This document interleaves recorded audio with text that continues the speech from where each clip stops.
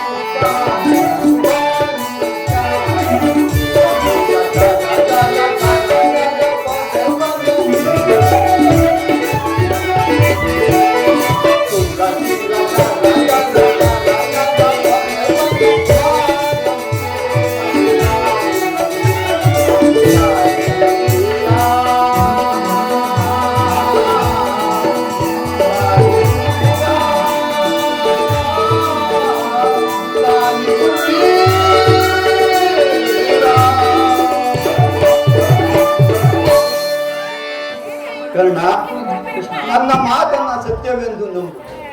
ನಿನ್ನ ತಾಯಿಯಾದ ಕುಂತಿದೇವಿಯು ತಾನು ಕನ್ನಿಕಾವಸ್ಥೆಯಲ್ಲಿದ್ದಾಗ ದೂರ್ವಾಸ ಮುನಿಗಳಿಂದ 5 ಮಂತ್ರಗಳ ಉಪದೇಶ ಹೊಂದಿ ಅವುಗಳು ಫಲಿಸುವವೋ ಇಲ್ಲವೋ ಎಂದು ಮನದಲ್ಲಿ ಸಂಶಯಗೊಂಡು ಅದರಲ್ಲೊಂದಾದ ಸೂರ್ಯ ಮಂತ್ರವನ್ನು ಜಪಿಸಲು ಆಗ ನೀನು ಜನಿಸಿದೆ. ಲೋಕಪವನಕ್ಕೆ ಎದರಿದ ನಿನ್ನ ತಾಯಿಯು ಗಂಗಾ ನದಿಯಲ್ಲಿ ತೇಲಿಬಿಟ್ಟಳು. ಆಗ ನೀನು ಸೂತರ ಕೈಗೆ ಸಿಕ್ಕಿಬಿಟ್ಟು ಸೂತರು ನಿನ್ನನ್ನು ಅತ್ಯಂತ ಪ್ರೀತಿಯಿಂದ ಸಾಕಿ ಸಲುಹಿದರು. ಈಗಲೂ ನನ್ನ ಜೊತೆಯಲ್ಲಿ ಬಾ. ಆ ಕೌರವರನ್ನು ಪಾಂಡವರನ್ನು ನಿನ್ನ ಪಾದದ ಮೇಲೆ ಕೆಡಹುವೆನು. ಅವರಿಂದಲೂ ಸಾಮಂತರಿಂದಲೂ ಓಲೈಸಿಕೊಂಡು ದಿವ್ಯ ಸಿಂಹಾಸನದ ಮೇಲೆ ಕುಳಿತು ರಾಜ್ಯಭಾರ ಮಾಡುವೆನು. ಪರಮಾತ್ಮ, ತಾವು ಹೇಳುತ್ತಿರುವ ಮಾತು ಸತ್ಯವಾಗಿದ್ದ ಪಕ್ಷದಲ್ಲಿ ಭೀಮಾರ್ಜುನರು ನನ್ನನ್ನು ನೋಡಿದಾಗೆಲ್ಲ ಸೂತ, ನೀಚ, ಹೀನ ಕುಲವೆಂದು ಹೀಯಾಡಿಸಿದ್ದಾರಲ್ಲ, ಅವರಿಗೆ ನಾನು ಇಂಥವನೇ ಎಂಬುದು ತಿಳಿಯದೆ ದೇವಾ? ತಿಳಿಯದು ಕರ್ಣ, ತಿಳಿಯದು. ಈ ವಿಚಾರವು ನಿನ್ನ ತಾಯಿಯಾದ ಕುಂತಿದೇವಿಯು ನಿನ್ನ ಸಹೋದರರಾದ ಪಾಂಡವರಿಗೂ ತಿಳಿಯದು. ಆಕೆಯು ನಿನ್ನನ್ನ ಕಂಡಾಗಲೆಲ್ಲ ದೇವ, ಆ ಕಣ್ಣನ್ಯಾರು ತಿಳಿಸಲಾರೆಯ, ಆತನನ್ನ ನೋಡಿದರೆ ಮರುಕ ಉಂಟಾಗುವುದೆಂದು ಪದೇ ಪದೇ ಹೇಳುತ್ತಿದ್ದಳು. ನಾನು ಇದುವರೆಗೂ ನಿನ್ನ ಜನ್ಮ ರಹಸ್ಯವನ್ನು ತಿಳಿಸಿರಲಿಲ್ಲ. ಇದೀಗ ತಾನೇ ನಿನ್ನ ಜನ್ಮ ರಹಸ್ಯವನ್ನು ತಿಳಿಸಿ ಬಂದಿರುವೆ. ಆಕೆಯು ನಿನ್ನ ನೋಡಲೆಂದು ಗಂಗಾ ತೀರಕ್ಕೆ ಬರುವಳು. ಆಕೆಯ ಮನಸ್ಸನ್ನು ನೋಯಿಸಬೇಡ, ಸಂತೋಷಪಡಿಸಿ. ನಾನಿನ್ನು ಬರಲೇಕ? ಆಗಬಹುದು ದೇವ. ಪರಮಾತ್ಮನು ಎಂದಿಗೂ ಅಸತ್ಯ ನುಡಿಸತಕ್ಕವನಲ್ಲ. ಲೋಕೈಕ ವೀರರಾದ ಪಾಂಡವರು ನನ್ನ ಸಹೋದರರೇ. ಧರ್ಮವೇ ತನ್ನ ಉಸಿರೆಂದು ನಂಬಿರುವ ಆ ಧರ್ಮರೇನು ನನ್ನ ಸಹೋದರರೇ. 1000 ಆನೆಗಳುಳ್ಳ ರುದ್ರಾಂಶ ಸಂಭೂತನಾದ ಆ ಭೀಮನು ನನ್ನ ಸಹೋದರನೇ. ಮೂರ್ತಿಗಳಾದ ನಕುಲ ಸಹದೇವರು ನನ್ನ ಸಹೋದರರೇ. ಪಾಂಡುರಾಜ, ಕುಂತಿ ಮಾತಾ, ಮಾದ್ರಿ ದೇವಿಯರು ನನ್ನ ಜನಕೆಯರೇ. ಪರಶಿವನೊಡನೆ ಸರಿಸಮನಾಗಿ ಹೋರಾಡಿ ಪದಾಸ್ತ್ರವನ್ನು ಪಡೆದು ದೋಷ ದಿಕ್ಕುಗಳಲ್ಲಿಯೂ ಕೀರ್ತಿ ಜ್ಯೋತಿಯನ್ನು ಹಚ್ಚಿಸಿ ದಶನಾಮಗಳಿಂದ ಕೂಡಿ ನನ್ನ ನನ್ನ ಪರಮವೈರಿಯಾಗಿನ ಆ ಅರ್ಜುನ ನನ್ನ ಸಹೋದರನೇ. ಅಯ್ಯೋ ಅರ್ಜುನ, ನಿನ್ನನ್ನು ಕೊಲ್ಲುವುದಾಗಿ ನನ್ನ ಸ್ವಾಮಿಗೆ ಪ್ರತಿಜ್ಞೆಯನ್ನು ಮಾಡಿದಲ್ಲ. ನಿನ್ನ ಶಿರಸ್ಸು ಈ ಭೂಮಿಯ ಮೇಲೆ ಬಿದ್ದು ರಕ್ತದ ಮಡಿಯಲ್ಲಿ ಕಟ್ಟಿಕೊಂಡು ಹೋಗುವುದನ್ನು ಈ ಪಾಪಿ ಕಣ್ಣುಗಳಿಂದ ಹೇಗೆ ನೋಡಲಿ ಅರ್ಜುನ? ಯಾವ ಪೂರ್ವದ ಪಾಪದ ಫಲವಾಗಿ ಸೋತನೆಂಬ ಆವೃತ್ತಕ್ಕೆ ಸಿಲುಕಿ ಚಿಕ್ಕದಾದ ದೇಹಕ್ಕೆ ಅಪಾರವಾದ ಬೆಂಕಿಯನ್ನು ತುಂಬಿಕೊಳ್ಳಲು ಸಾಧ್ಯವೇ? ಇಲ್ಲಿಯವರೆಗೂ ನನ್ನ ಬಂಧು ಬಾಂಧವರು ಯಾರೆಂದು ವ್ಯಥೆ ಪಡುತ್ತಿದ್ದ ನನಗೆ ಇಂಥವರೇ ನನ್ನ ಬಂಧು ಬಾಂಧವರೆಂದು ತಿಳಿದ ಮೇಲೆ ಎಂತಹ ಉಭಯ ಸಂಕಟ ಪ್ರಾಪ್ತಿವಾಯಿತು. ಪಾಂಡು ಕುಮಾರಾದ ನೀನು ಕರ್ಣ, ಇಂದು ಪಾಂಡು ಕುಮಾರನಲ್ಲಿ ಕೊಲ್ಲಲು ಹೊರಟಿದೆಯಲ್ಲ.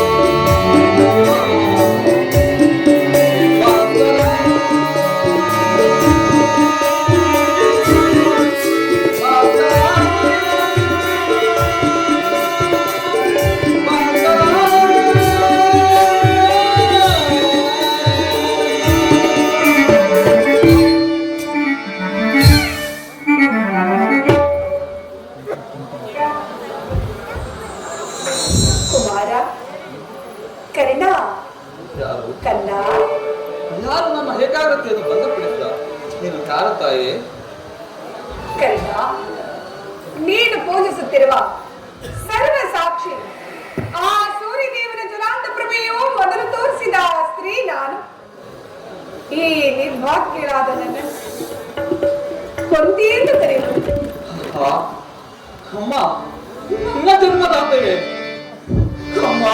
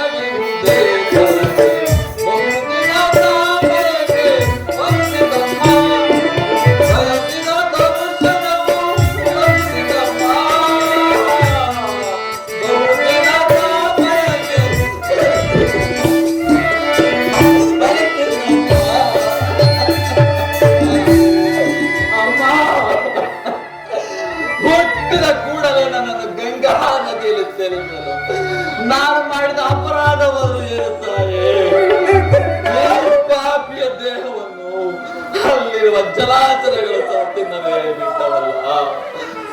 ಕಾಡಿನಲ್ಲಿರುವ ಕ್ರೂರ ಮೃಗಗಳು ಸಹ ತಮ್ಮ ಮರಿಗಳನ್ನು ಎಷ್ಟೊಂದು ಪ್ರೀತಿಯಿಂದ ಮಮತೆಯಿಂದ ಸಾಕಿಸಬೇಕು.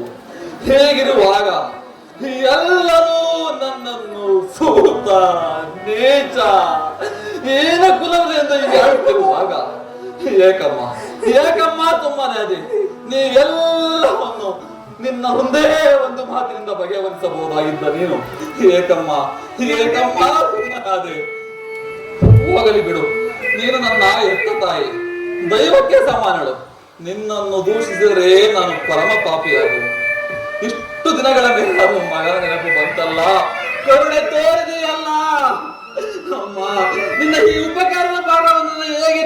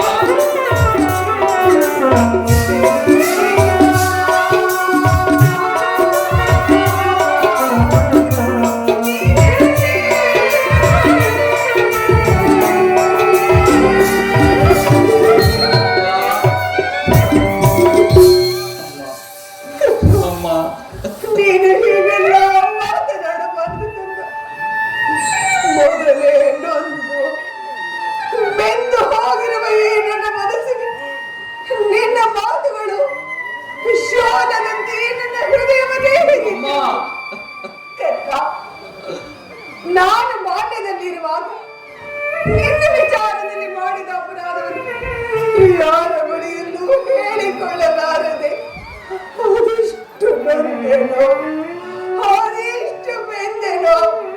ಅದು ಆ ಪರಮಾತ್ಮನಿಗೆ ಗೊತ್ತು. ಅಮ್ಮ, ಸತ್ಯವಾಗಿ ನೀನು ಜೀವಿಸಿದ ವಿಚಾರ ಖಂಡಿತವಾಗಿ ನನಗೆ ತಿಳಿಯದು ಕರಿಡ. ಅಮ್ಮ, ಈಗ ತಾನೇ ಕೃಷ್ಣ ಪರಮಾತ್ಮನೆಂದು ತಿಳಿದು ನಿನ್ನನ್ನು ನೋಡಬೇಕು, ಮಾತನಾಡಬೇಕು, ಕಂದ ಎಂದು ಒದ್ದಾಡಬೇಕು ಎನ್ನುವ ಒಂದೇ ಒಂದು ಆಸೆಯಿಂದ ಓಡಾಡಿ ಗಂಗಾ ತೀರಕ್ಕೆ ಬಂದಿರುವೆ.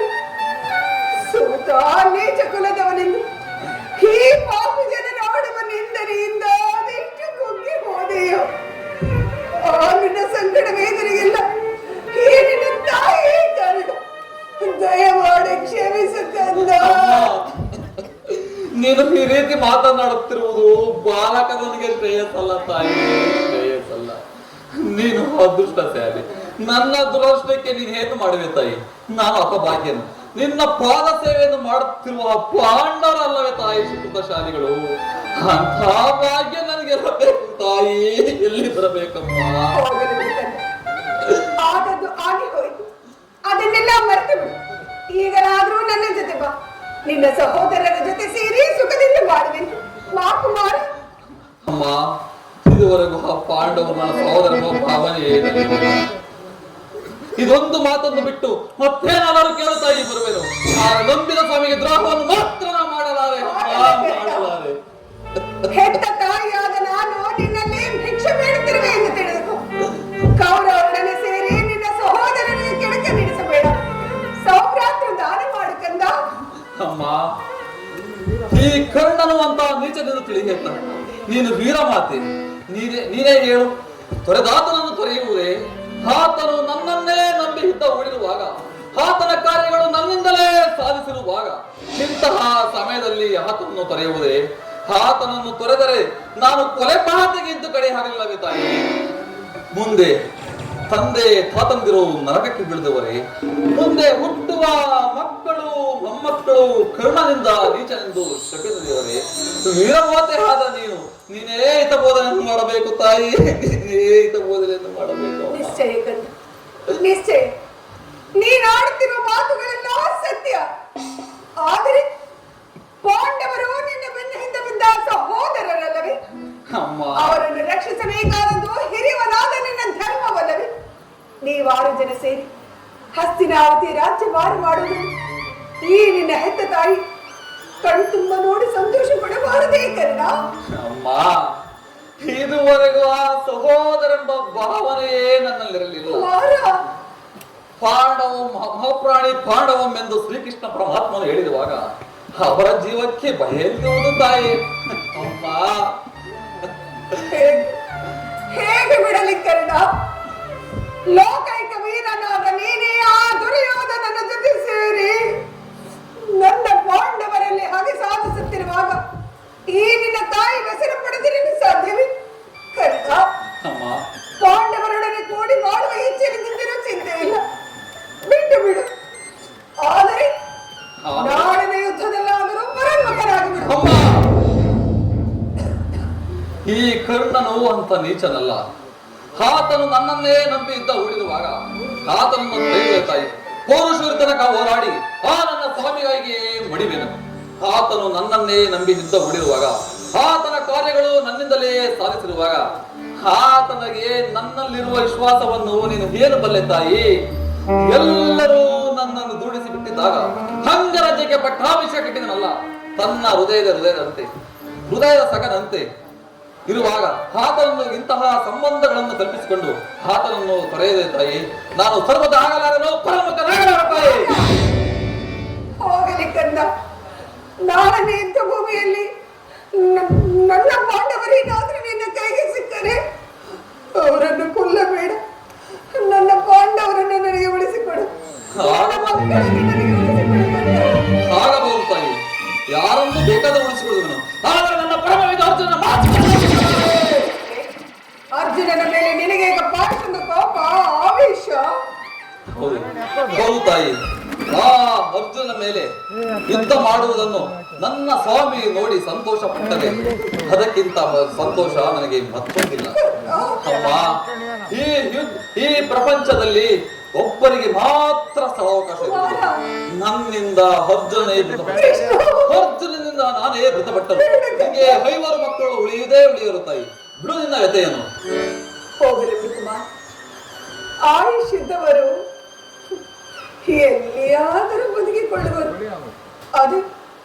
ಅದೇ ಹೆತ್ತ ಮಟ್ಟಿಗೆ ಸಂತೋಷ. ಕರೆದ ಅಮ್ಮ, ಕಟ್ಟ ಕಡೆಯದಾಗಿ ಈ ನಿನ್ನ ಹೆತ್ತ ಮಾತಿಗೆ ಒಂದು ಮಾತನಾದರೂ ನೆರವೇರಿಸಿ ಹೇಳು ತಾಯಿ. ಇದರೆಲ್ಲದಾದರೂ ಹೆತ್ತ ತಾಯಿ ಋಣವನ್ನು ತೀರಿಸುವ ಅವಕಾಶ ಸಿಗುವುದು. ಅದೇನು ಹೇಳು ತಾಯಿ. ಸತ್ಯವಾಗಿ ನಡೆಸಿಕೊಡುವೆನು ತಾಯಿ.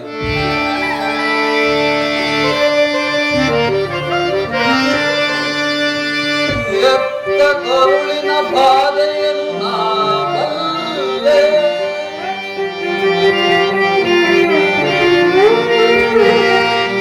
ಎತ್ತ ಕರುಳಿನ ಬಾಧೆಯನ್ನು ನಾ ಬಲ್ಲೆ.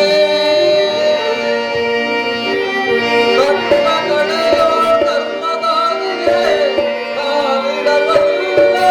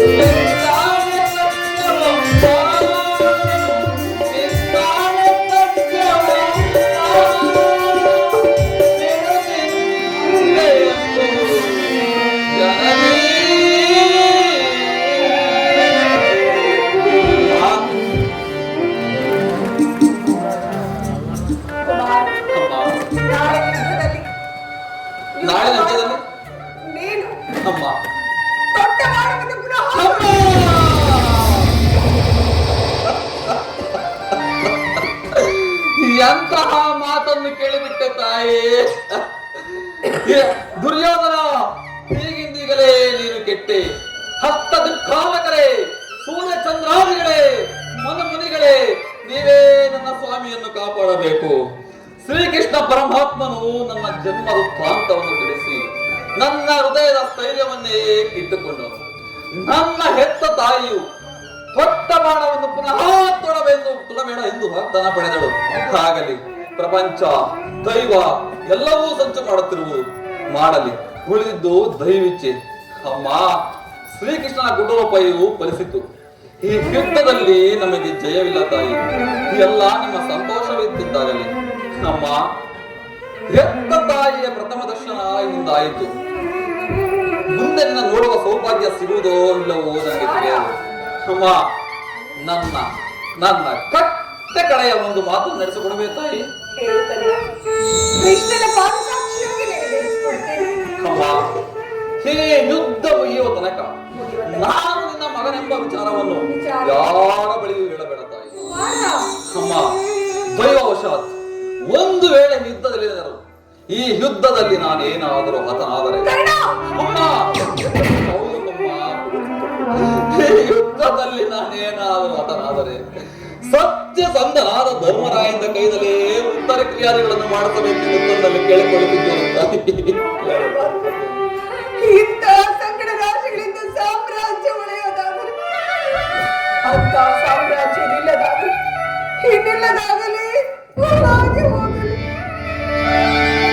ಅಮ್ಮ ನಿನ್ನ ಮೊಗವನ್ನು ಯುದ್ಧಕ್ಕೆ ಬಗೆ ಬಗೆಯೋದೊಂದು ಕಣ್ಣೀರ ತೊರೆ. ಅಮ್ಮ ಅಮ್ಮ ಹೋಗಿ ಬರುವೆಯ?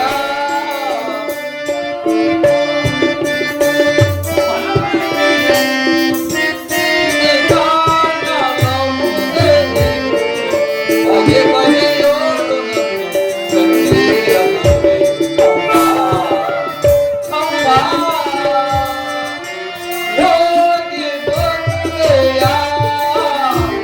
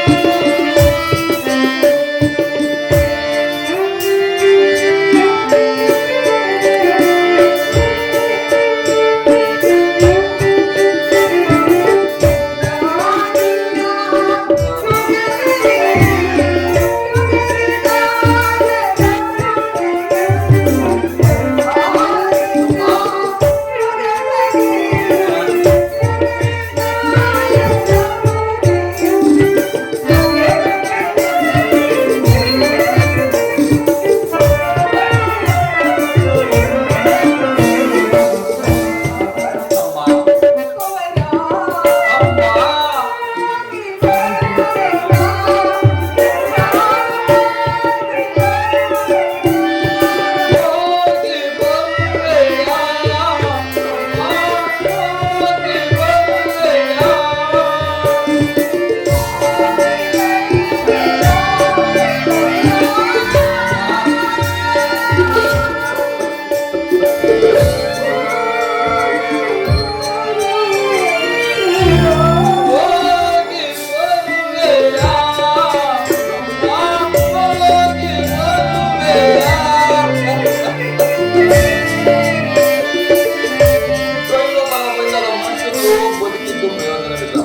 ಪೌರುಷರ ತನಕ ಹೋರಾಡಿ ನನ್ನ ಸ್ವಾಮಿಗಾಗಿಯೇ ಮಡಿಯನು. ಹೇ ವಿಧಿ, ನಿನ್ನ ಲೀಲೆ ಅಗಣಿತವಾಗಿದ್ದು.